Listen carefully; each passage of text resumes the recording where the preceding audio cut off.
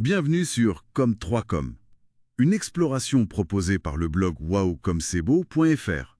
Aujourd'hui, on va parler d'un truc qui nous concerne à peu près tous, je pense. Comment faire durer la batterie de nos smartphones plus longtemps? On entend plein de choses, mais qu'est-ce qui est vrai, qu'est-ce qui est faux?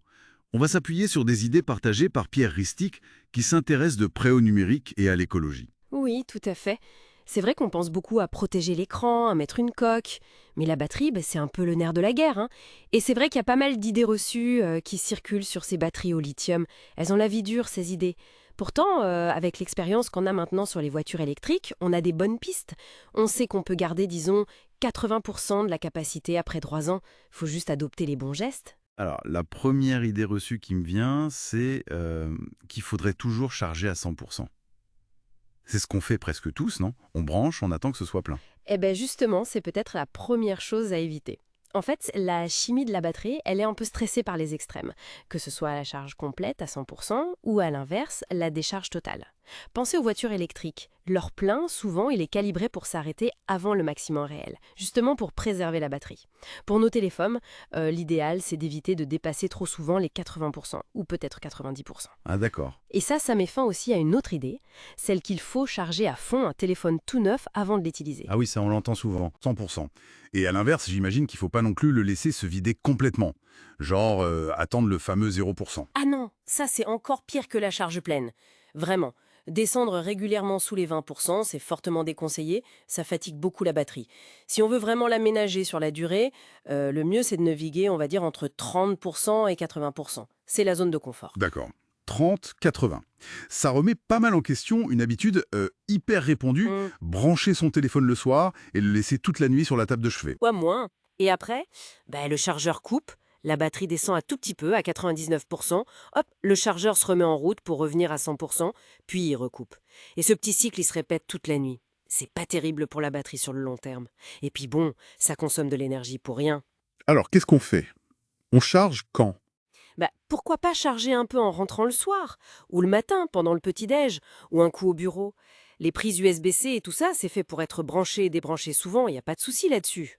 Et les chargeurs rapides alors? On en parlait.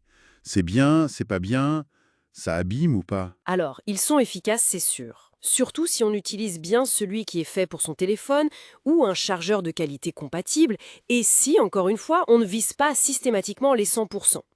Ils sont parfaits pour passer, disons, de 20% à 80% assez vite. C'est vrai que chimiquement, une charge lente, c'est toujours un peu plus doux pour la batterie.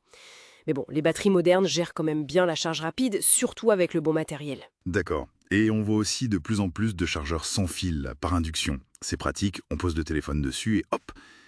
Mais est-ce que c'est bon pour la batterie ou pas? Parfois 50%. Et cette énergie perdue, elle se transforme en quoi? En chaleur. Et la chaleur, la chimie de la batterie, elle n'aime pas ça du tout, mais alors pas du tout. Donc au final, c'est une charge plutôt lente qui fait chauffer la batterie et qui gaspille de l'électricité. Donc à éviter comme méthode principale si on tient à sa batterie.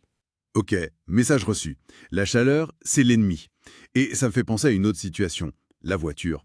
Quand on utilise le GPS, souvent, le téléphone est en charge et parfois, il est en plein soleil derrière le pare-brise. Ça doit être terrible pour lui. Plus la charge, plus le soleil qui tape dessus, et souvent il est dans une coque qui n'aide pas à évacuer la chaleur. C'est compliqué de surveiller le niveau de charge en conduisant en plus. Le conseil ici, si c'est possible, c'est d'essayer de mettre le téléphone près d'une aération et de diriger un peu d'air frais dessus, pour le refroidir un peu. Et peut-être pour les longs trajets en été, enlever la coque, ça peut aider. Faut vraiment éviter que le téléphone dépasse les 40 degrés Celsius trop souvent. D'accord. La clim sur le téléphone. Voilà. Et un petit mot rapide sur les câbles aussi. Faut en prendre soin. Un câble abîmé, ça peut mal charger, voire endommager le port du téléphone. C'est bête, mais important. C'est noté. Et une dernière petite astuce que j'ai entendue, parfois quand on réinitialise son téléphone, on a l'impression qu'il retrouve une seconde jeunesse, même niveau batterie. Mythe ou réalité? Ah, ça c'est l'effet nettoyage de printemps. C'est ce qu'on appelle un soft reset, une réinitialisation. Alors attention, faut bien tout sauvegarder avant, hein, évidemment. Mais oui, faire une réinitialisation complète aux paramètres d'usine, disons, une fois par an ou tous les 2 ans, ça peut faire du bien. Ça nettoie plein de fichiers temporaires, des restes d'applis désinstallés, parfois des processus qui tournent en fond sans qu'on sache pourquoi et qui consomment de l'énergie. Ça peut rendre le téléphone plus réactif et oui, parfois améliorer un peu l'autonomie. Super. Bon, alors, si on résume tout ça, pour que notre batterie vive plus longtemps, on évite les extrêmes, donc ni 0% ni 100% trop souvent. On oublie la charge toute la nuit. On fait gaffe à la chaleur, surtout en voiture et avec les chargeurs sans fil. On utilise le bon chargeur, le bon câble et un petit coup de propre logiciel de temps en temps. C'est ça? C'est exactement ça.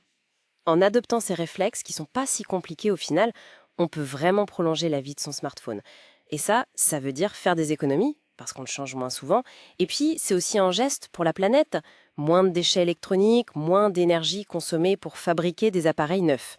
Et au-delà de la batterie, ça nous invite peut-être à réfléchir un peu. Est-ce qu'on a vraiment besoin de changer de téléphone si fréquemment, juste parce qu'un nouveau modèle sort? C'est une très bonne question pour terminer. Merci beaucoup pour tous ces conseils. Rendez-vous au prochain épisode.